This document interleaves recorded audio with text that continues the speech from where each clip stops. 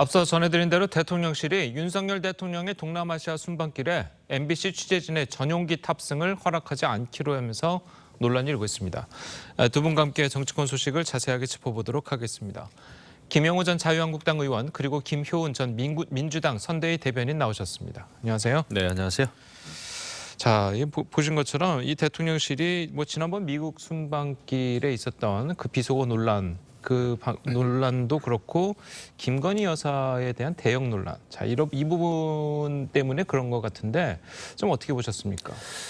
그러게요. 지금 대통령실이 해외 순방에 대해서 조금 이게 트라우마가 생기지 않았나 그런 생각이 듭니다. 예. 특히 지난 해외 순방 때 그 비속어 논란, 그 MBC의 비속어 논란 기사 때문에 굉장히 이제 해외 순방의 모든 의미 자체가 훼손되고 실종됐다.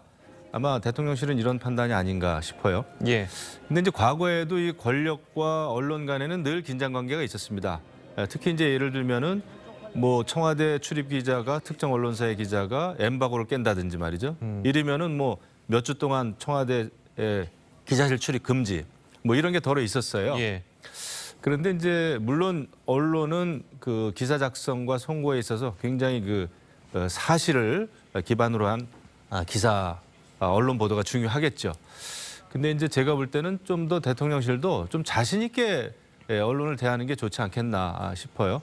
물론 이번에 이제 일부 그 취재 편의를 제한하는 것인데 글쎄요, 이렇게 되면은 결국은 그 언론과의 긴장 관계가 더 커질 것이고 뭐 그렇습니다. 그래서 이런 거는 이런 취재 편의 제한이라든지 법적인 송사라든지 이런 것만 가지고 해결되기는 쉽지는 않아요. 결국 이제 정치를 해야 되는 것이니까. 예. 그래서 그런 것을 조금 더 자신감 있게 대해도 좋지 않겠나 싶은데 모르겠습니다. 이번에 이렇게 되면은 해외 순방 출발부터 결국은 MBC와의 이 비행기에 태워주지 않는 문제가 굉장히 큰 기사거리가 될 텐데 예. 좀 불필요한 논란이 아닌가 싶네요. 알겠습니다.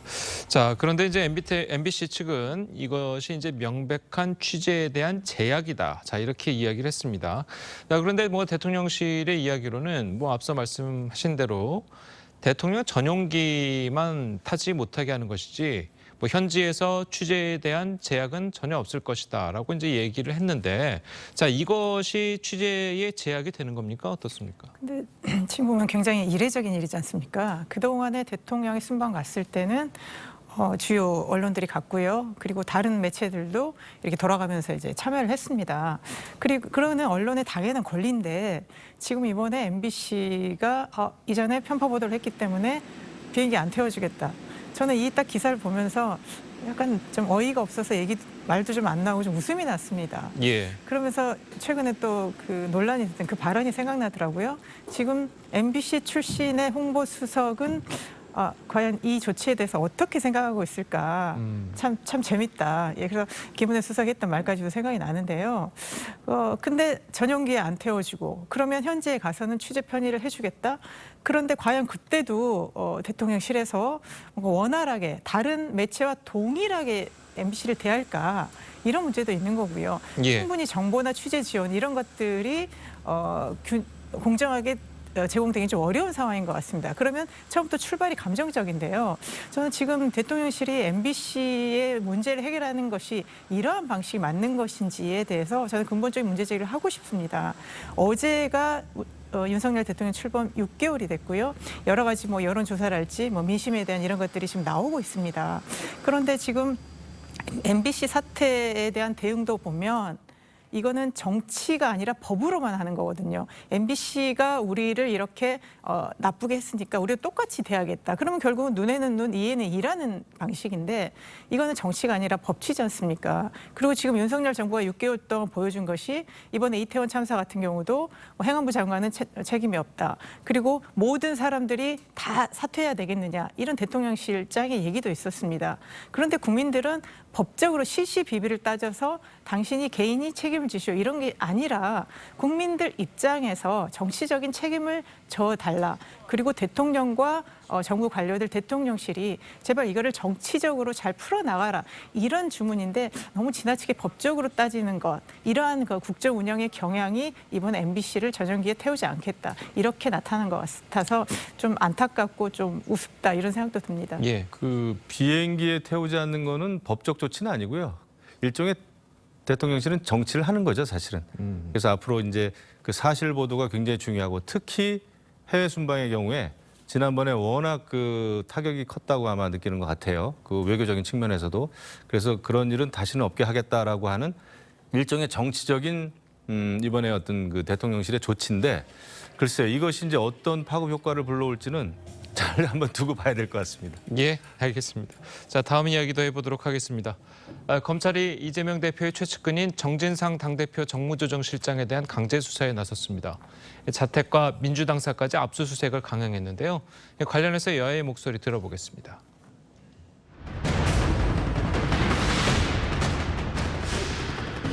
검찰 당장 우리 앞마당에서 나가주십시오. 명백한 가해 수사입니다.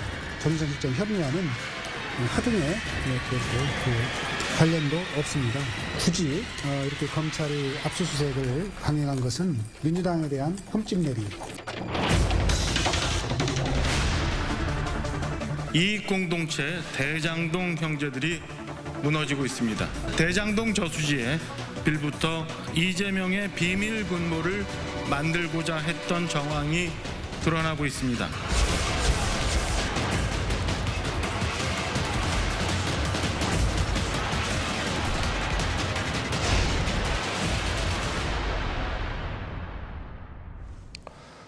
네, 이 민주당은 어제 압수수색에 대해서 이태원 참사에 대한 국면 전환용이 아니냐 뭐 이러면서 반발을 했습니다. 자, 민주당사에 이어서 이제 국회 본청까지 압수수색에 나선 것이다 이건데 좀 이례적인 건가요? 어떻습니까? 아닙니다. 뭐 과거에도 필요한 경우에는 검찰이 이제 압수수색 영장을 신청해서 이제 법원의 판결에 의해서 법원이 이제 결정을 하는 거 아닙니까? 예. 그래서 그래서 이제 압수수색을 했죠. 그래서 이제 과거에 뭐 국회의원 회관이나 이런 데 다 압수수색 당한 경험이 상당히 많습니다. 검찰이 압수수색을 하는 거가 민주당에 대한 흠집내기다라고 얘기하는데 그렇지 않죠.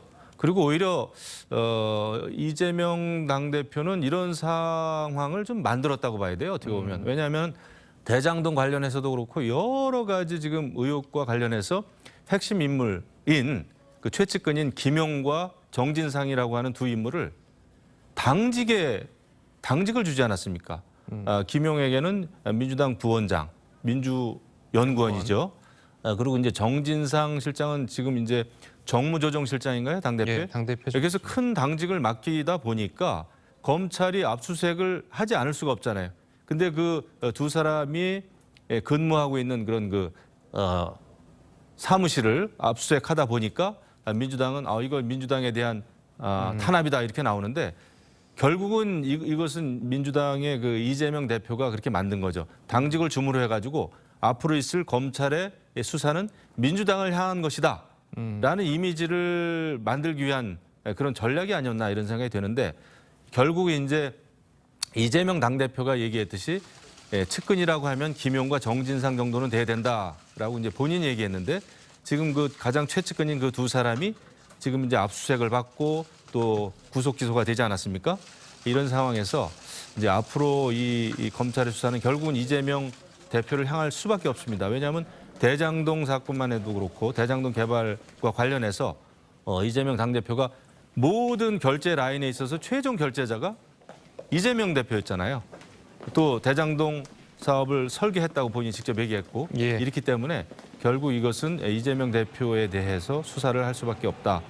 이렇게 되고 있는데 결국은 그렇게 된 겁니다. 이재명 당대표의 사법 리스크가 민주당의 사법 리스크가 돼 버렸어요. 본인들이 그렇게 만든 겁니다. 그래서 이것은 결국은 여야 관계는 굉장히 이제 경색되고 돼 있다. 이렇게 좀 우리가 예상해 볼 수 있겠죠. 알겠습니다. 자, 방금 뭐 이 대표에 대한 수사가 이제 불가피할 것이다라고 이제 이 말씀을 해주셨는데, 자, 그렇다면 어제 이재명 대표는 이 압수수색에 대해서는 뭐 언급을 하지 않았습니다. 자, 그렇지만 이제 당내에서도 이재명 대표의 최측근인 정진상 정무조정실장까지 압수수색을 당한 상황을 좀 어떻게 바라보고 계십니까? 그러니까 지금 이재명 당 대표 당선되자마자 계속 이제 그 검찰에서 공직선거법 위반 혐의로 기소하고 그 이후로 계속 민주당에 대해서 이런 것들이 지금 진행이 되고 있습니다. 예. 그러면 지금 계속 국민의힘이나 윤석열 대통령 쪽에서는 자기들의 어떤 국정 운영에 성과 없음을 계속 어떤 민주당을 때리면서 얻는 반사익이 되게 크거든요. 그렇기 때문에 계속 민주당을 당대표 리스크라는 꼬리표를 붙여서 계속 공격을 하는 겁니다. 그렇기 때문에 이재명 대표가 민생에 대해서 국정에 대해서 무슨 얘기만 하면 국민의힘은 그걸 가지고 또 이재명 대표를 때리기에 급하거든요. 그러면 지금 민주당이 제1당으로서 민생을 이끌어 나가고 국회에서 입법을 하려고 해도 그러니까 내용은 하고 있지만 계속 이거를 정쟁으로 몰아가고 있습니다. 그렇기 때문에 민주당 입장에서는 이걸 좀 구분을 해야 되고요. 그래서 어제도 정책 의총을 통해서 민생 입법에 대해서 추진한다고 얘기를 했습니다. 그랬고 물론 이제 이재명 대표와 관련해서 계속 검찰의 수사 이런 부분이 민주당이 부담스러운 건 사실이지만 이거를 또 이용하는 국민의힘이나 이런 것들은 굉장히 잘못됐다라고 말씀드리고 싶고요. 예. 그리고 민주당 당사를 3번 압수수색했고요. 어제 같은 경우에 정진상 실장 사무실을 압수수색해서 고작 뭐 가져간 게 파일 2개라는 거 아닙니까? 검색했던 뭐 기록이랄지요. 로그 기록 정도였습니다. 그러면 과연 정진상 실장이 며칠 근무하지도 않은 사무실을 이렇게 아침부터 저녁까지 대대적으로 언론을 통해서 보여주는 방식, 이런 지금 검찰 방식에 대해서 민주당은 굉장히 문제제를 하고 있는 겁니다.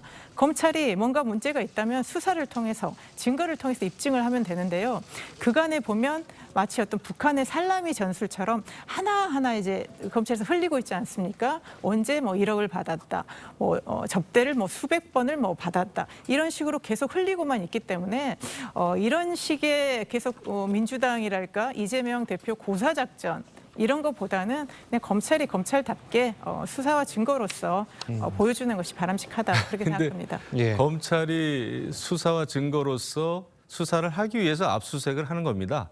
그리고 뭐 이제 수백 번 그 술자리 했다 이런 거는 다 유동규의 입에서 나온 얘기예요. 그래서 그것은 뭐 검찰에서 흘러나온 얘기가 아니고 그 범법 행위에 대해서 검찰이 압수수색을 하고 그 건물에 한 번을 근무했던 2번을 근무했던 그것이 중요한 게 아니죠. 그래서 이제 결국은 그 영장 발부는 법원이 하는 거였고요. 그래서 수사를 제대로 하기 위해서는 증거를 확보해야 되고 그걸 위해서는 압수수색을 해야 되는데 왜 그런 어떤 주요 인물들을 이재명 당대표가 당직을 줘가지고 당에서 근무하게 하고 국회 안에서 근무하게 했냐 이 말이죠. 그렇기 때문에 검찰은 어쩔 수 없이 그 장소를 영장이 발부되면 압수수색을 할 수밖에 없는 거죠. 그래서 제가 민주당원이어도 굉장히 난감할 것 같아요. 왜 이재명 대표 여러 가지 의혹이 있는 이재명 대표를 결국은 국회의원 만들고 당대표를 만들고 또 측근들을 여러 가지 범법 행위를 저지른 의혹이 있는 측근들을 당직을 주다 보니까 민주당에 대한 검찰 수사가 이루어지는 것처럼 지금 보이고 있잖아요. 이거는 피할 길이 없다 생각을 합니다. 이거는 뭐 국민의힘이 이것을 정쟁으로 몰고 가는 게 아니라 그렇게 민생과 법안이 중요하면 사실은 이재명 당대표를 당대표로 만들지 말았어야 돼요. 그러니까 계속 이재명 대표에 대한 수사를 야당에 대한 탄압이다 이렇게 주장하는 거 아닙니까?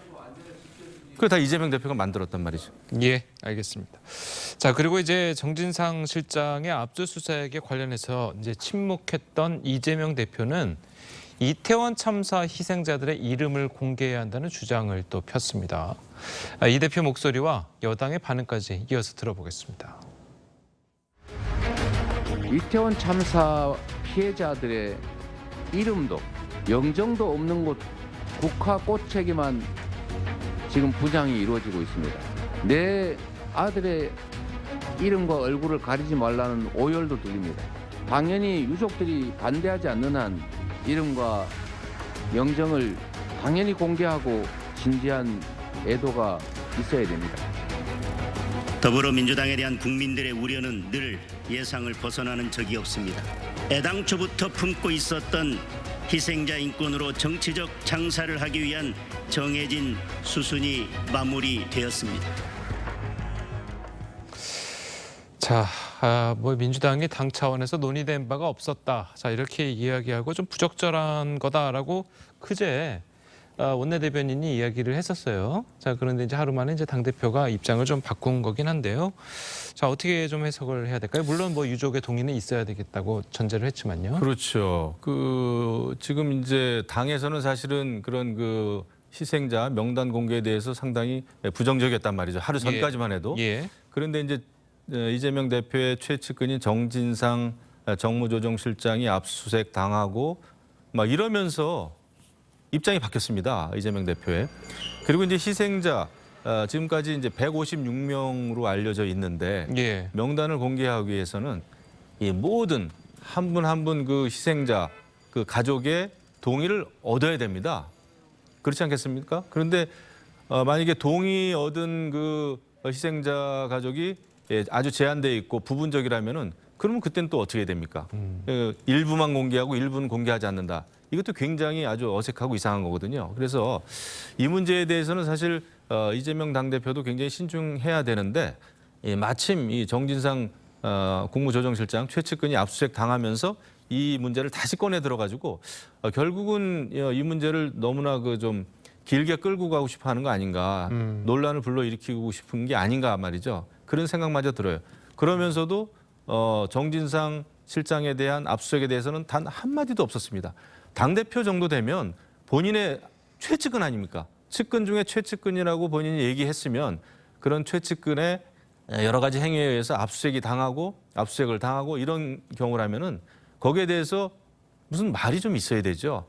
사실은 억울해도 정말 억울한 상황이어도 대국민 사과를 해야 되는 겁니다. 야당 대표지 않습니까? 그런데 그런 거 없이 다른 문제 제기를 또 꺼내는 거 봐서는 이 문제를 좀 더 좀 논란을 일으키고 싶은 마음이 아닌가 말이죠. 저는 그런 마음이 어제 좀 들켰다고 봐요. 예, 알겠습니다. 자, 뭐 그런 내용이 있는지 없는지는 잘 모르겠지만 어쨌든 당의 입장이 하루 만에 좀 바뀐 건 사실이잖아요. 그 당내에서 뭐 이야기가 있었나요? 그러니까 이제 그 전에 이제 뭐 개인적인 문자 주고받고 이것이 있었는데 그때는 뭐 그게 당의 입장도 아니었고요. 이재명 대표나 지도부에서 딱히 그런 거를 결정한 게 아니었기 때문에 그 다음 날 이재명 대표가 그러면 이거를 유족의 동의를 얻어서 우리가 정말 정식으로 조문을 하자. 이런 것을 당의 공식 입장이 바뀌었다라고 볼 수 있는 상황인 것 전날 이제 같고요. 원내대변인께서 네. 굉장히 이제 부적절한 내용이었고 당에서는 이런 네. 것에 대해서 이제 논의한 적도 없다. 자, 이렇게 이야기를 했었거든요. 그러니까 이제 원내대변인 차원에서는 아마 그렇게 답변을 한 것 같은데요. 예. 아마 그 이후에 다시 이제 내부에서 좀 논의가 있었지 않았나. 그렇게 해서 이제 최고위원 회의 때 당 대표를 비롯해서 공식적으로 얘기를 했기 때문에 하루 만에 갑자기 바뀌었다라고 보기는 좀 어렵고요. 예. 그리고 저는 이 이태원 참사를 두고 아까 국민의힘 원내대변인께서 정치적 장사라는 그런 표현을 쓰셨는데요. 이건 아무리 민주당을 공격하기 위해서지만 이런 표현을 정말 안 쓰셨으면 좋겠습니다. 지금 참사 앞에서 정치권만 지금 정치적인 주판화를 튀기고 있는 것인지 그런 거 아니지 않습니까? 정치권도 똑같이 지금 이 참사에 대해서 애도하고 정말 재발하지 않도록 지금 다방면에 지금 대책을 세우고 있는 거 아니겠습니까? 그런데 이런 식의 말씀을 하시면 이 참사를 두고도 정치권은 정치적 공방만 하는구나, 이득만 계산하는구나 이렇게 보여지는 거기 때문에 민주당을 비판하더라도 이런 표현은 좀 안 써주셨으면 좋겠고요.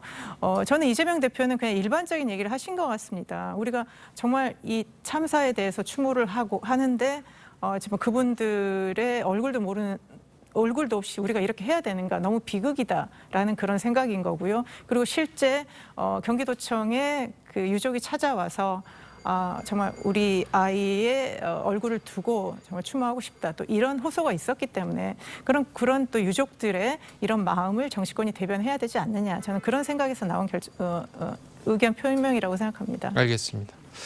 자, 그리고 이런 가운데 이태원 참사 관련해서 대통령실 국감에서 대통령 참모진들이 주고받은 웃기고 있네라는 메시지에 대한 후폭풍이 이어지고 있습니다. 자, 어제 김은혜 수석이 눈물을 보이면서 재차 사과했습니다. 직접 보시겠습니다.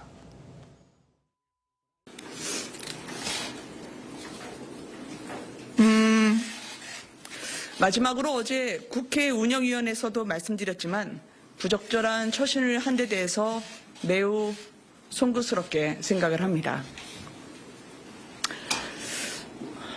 제가 운영에 집중을 하지 못했습니다. 반성합니다. 다만 이 필담은 운영이나 이태원 참사와 전혀 관계가 없음을 분명하게 말씀드립니다. 거듭 송구하게 생각합니다. 자, 김은혜 수석이 이제 국감장에서도 한번 사과를 하고, 그리고 어제 이제 대통령실 브리핑에서도 이제 거듭 사과를 했는데, 자, 어쨌든 뭐 국감장에서 이뤄진 뭐 필담, 이게 초유의 일이다. 자, 이렇게 봐도 되겠죠? 저는 그 김은혜 수석이 저 정도 사죄했으면 이제 이 문제는 됐다고 봅니다. 그리고 이제 그 상임위에서의 그 필담, 그것은 좀 잘못됐죠. 그 연유는 모르겠습니다만은 그게 어떤 맥락에서 이제 그런 문구를 쓰게 됐는지는 뭐 알 수는 없습니다. 예. 하지만은 지금 이제 그런 그 이태원 아주 대형 참사라고 하는 그 문제를 가지고 이제 상임위에서 질의를 하고 답하는 그런 그 상황이었기 때문에 어쨌거나 그런 필담을 나눈다는 거는 잘못됐죠. 또 그 점에 대해서 거듭 사과를 했기 때문에 이 문제는 좀 일단락 짓는 게 좋지 않겠나 싶어요. 근데 지금 야당에서는 공세가 굉장히 심하더라고요. 아마 뭐 김은혜 수석 경질까지 지금 얘기를 하고 막 그러는데 저는 그거는 좀 지나친 반응이다 이렇게 생각합니다. 예. 뭐 대통령실장도 사과도 했고 국감장에서 이제 퇴장까지 당했는데 더 이상 뭐 어떻게 하란 말이냐라는 식의 이제 발언을 어제 했었는데, 자, 민주당에서는 앞으로 어떻게 할 작정이십니까? 그러니까 지금 아마 김은혜 수석의 최고 명언으로 남을 만한 이제 얘기가 됐는데요. 이제 국회 모독이라는 게 분명을 하고, 그리고 지금 대통령실에서는 어떤 하나의 발언이나 행동이 하나로 끝났다, 사과하면 끝나지 않았냐, 더 이상 뭘 하겠냐 이렇게 해서 끝내는데요. 이게 지금 계속 되풀이되고 쌓이고 있다는 것이 문제입니다. 그랬을 때는 국민들이 신뢰를 잃게 되는 거죠. 정말 다 열거하지 않겠습니다. 뭐 대통령이 내부 총질하는 당대표 없으니 좋다라는 문자랄지, 무슨 감사원 사무총장이 해명하겠다, 무식한 소리 말라는 뭐 취지다, 뭐 이런 거를 또 수석한테 보내다 들키고, 또 그리고 계속 이런 식의 뭐 문자나 발언, 심지어 어떻게 쓰면 좀 너무 우수점 쓰니까 국정감사장에서 자기들에게 키득키득거리는 일종의 이런 거였지 않습니까? 그런 것들이 나온 거예요. 그러면 이건 사소한 실수지, 사과했으니 끝났지, 이렇게 생각을 하는데요. 이러한 것들이 하나하나 쌓이면 정말 이 정부는 국민들을 좀 우습게 생각하는구나. 저 국민들은 안중에 없고 그냥 마이웨이식으로 국정을 운영하는구나. 이런 것들이 하나씩 계속 쌓이다 보면 국가에 대한 신뢰가 무너지는 것입니다. 그런 면에서 저는 우려를 전하고 싶고요. 그래서 이 부분에 대해서는 단지 발언의 실수다 이런 것이 아니라 국회를 대하는 대통령실의 생각, 그리고 국민을 바라보는 국정 운영의 시스템, 이런 것들에 대한 전체적인 문제 제기가 필요한 시기라고 봅니다. 예, 알겠습니다. 자, 오늘 두 분 말씀은 여기까지 듣겠습니다. 잘 들었습니다. 고맙습니다. 네, 감사합니다.